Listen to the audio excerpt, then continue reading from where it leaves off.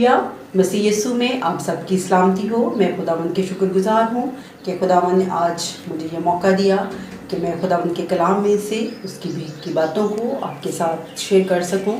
इन दिनों हम corona virus की वजह से एक लफ्ज़ क्वारंटीन बहुत ज़्यादा सुन रहे हैं। क्वारंटीन के लफ्ज़ी मतलब हैं किसी चीज़ को किसी जगह से अलग कर देना। और क्वारंटीन क्यों किया जाता है? जिन लोगों को इन्फेक्शन होता है या कोई मुज़ी मर्ज़ होता है उन लोगों को कुछ देर के लिए अलग किया जाता है ताकि वो सेहतयाब हो जाए और फिर दोबारा उनको वापस लोगों में लाया जाता है। और जैसे आजकल बहुत सारे लोग क्वारंटीन हुए हैं और क्वारंटीन का लफ्ज़ लातीनी का है जिसके मानी 40 दिन के हैं। और 40 का अदद पुराने और नए अहदनामा में 144 दफ़ा आया है और ये जहाँ भी इस्तेमाल हुआ है ये वहाँ टेस्ट के लिए इस्तेमाल हुआ है। इसकी बहुत सारी एग्जांपल्स हैं मगर चंद एक आपके साथ शेयर करूंगी। नंबर 1 पैदाइश 6 बाब में नूह के तूफ़ान का जिक्र हमें मिलता है। नूह का तूफ़ान 40 दिन और 40 रात रहा। तो अगर हम देखें तो खुदा ने बुराई में से अच्छाई पैदा की। उस वक़्त भी दुनिया बहुत ज़्यादा ख़राब हो चुकी थी और खुदा ने कुछ जानें बचा ली ताकि मसीहा आ सके। मतलब ये है कि जब भी इस तरह की कोई वबा या तूफ़ान आता है तो खुदा उसमें से अच्छाई पैदा करता है। नंबर 2 पे हम देखते हैं जाति जूलियत 40 दिन तक इसराइलियों को वार्निंग देता रहा और 40 दिन के बाद दाऊद ने उसका कत्ल किया। उसके बाद हम देखते हैं 3 बादशाहों के मतलब, पहला बादशाह साउल, दूसरा दाऊद और तीसरा सुलेमान बादशाह। इन तीनों ने 40-40 साल तक हुकूमत की। और 40 का जो पीरियड है मैं आपको बताना चाहती हूँ, इसमें एक जनरेशन ख़त्म हो जाती है। और आगे हम हिजकिय्येल के बारे में देखते हैं कि हिजकिय्येल को खुदा ने कहा कि यहूदा के गुनाहों को अपनी दाहिनी करवट पर 40 दिन तक बर्दाश्त कर, और उसने बर्दाश्त किया। और फिर इसके बाद हम एलिया, जब उसने 40 दिन फास्ट किया और हुरब के पहाड़ पर गया। और फिर हमने नए अहदनामा में यीशु मसीह की मिसाल को हम देखते हैं कि उसने 40 दिन तक रोज़ा रखा और इन 40 दिनों के दौरान वो आजमाया गया और इसके बाद 40 दिनों के बाद उसने अपनी खिदमत का आगाज़ किया।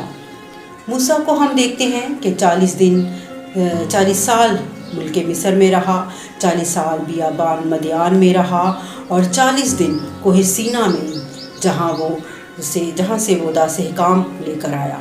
फिर इसके बाद हम यूना की मिसाल, 40 दिन तक उसने उस जगह पर मनादी की और उस वक़्त भी हम अच्छाई को देखते हैं कि उन दिनों में सब ने रोज़ा रखा, बादशाहों और बच्चों तक खुदा ने उनको बख्श दिया। और आज भी हम देखते हैं कि ये लॉकडाउन हमें 40 दिन तक होता हुआ नज़र आता है। ताज़ा रिपोर्ट आई है कि 3 मई तक होगा।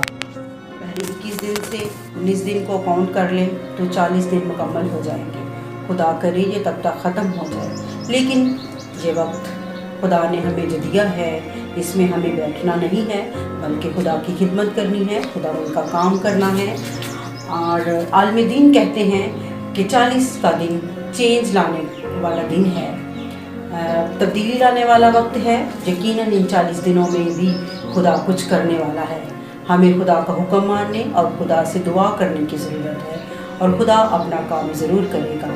ये वबा जो आलमी सतह पर है, खुदा इससे सरप्राइज़ नहीं हुआ, खुदा हैरान नहीं, क्योंकि खुदावन ऊपर बैठा है और वो सब कुछ कंट्रोल कर रहा है। हमारा काम है कि इन 40 दिनों तक हम दुआ करते रहें। इन दिनों हम देखते हैं कि माहौल साफ़ हो गया है क्योंकि गाड़ियाँ बंद हो गई हैं, आलूदगी कम हो गई है, दरिया साफ़ हो गया है, वेजिटेशन उग रही है, चोरियाँ, डाके और कत्लो गारत कम हो गए हैं। और बहुत सारे लोग जो अंडर स्ट्रेस थे, लोग परेशानी के आलम में डे और नाइट काम कर रहे थे, यानी स्ट्रेस लेवल भी इन दिनों ख़त्म हो गया है। लोग रीजनरेट हो जाएंगे, फिर से ज़्यादा काम करने वाले हो जाएंगे। बहुत सारे लोग रेस्ट ना करने की वजह से बीमार थे जो शिफा पा रहे हैं। खुदावन इस दौरान काम कर रहा है। और सबसे बड़ी बात कि जो लोग खुदावन से दूर थे वो खुदावन की तरफ माइल हो रहे हैं। आप अंदाज़ा करें, सड़कों पर पुलिस के लोग जो खुदा से डरते नहीं थे वो झुके हुए हैं, यानी खुदा बुराई से अच्छाई पैदा कर रहा है।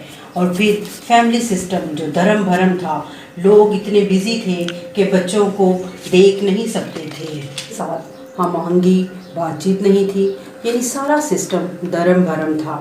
آج ہم خداوند کا شکر کرتے ہیں کہ ہم سب اکٹھے ہوئے ہیں، ایک دوسرے کے ساتھ روابط قائم ہوئے ہیں، میل جول زیادہ ہوا ہے، ریلیشن شپ بڑھے ہیں۔ ہم خداوند کا شکر کرتے ہیں کہ فیملی پریئرز بڑھ گئی ہیں۔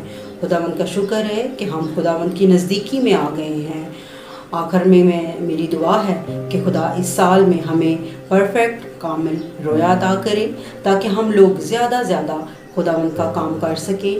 ایک آیت میں آپ سبوں کے لیے پڑھوں گی، رومیو 8 باب اس کی 28 آیت۔ اور ہم کو معلوم ہے کہ سب چیزیں مل کر خدا سے محبت رکھنے والوں کے لیے بھلائی پیدا کرتی ہیں، یعنی ان کے لیے جو خدا کے ارادہ کے موافق بنائے گئے۔ خداوند آپ کو اور آپ کی فیملیز کو بلیس کرے، آمین۔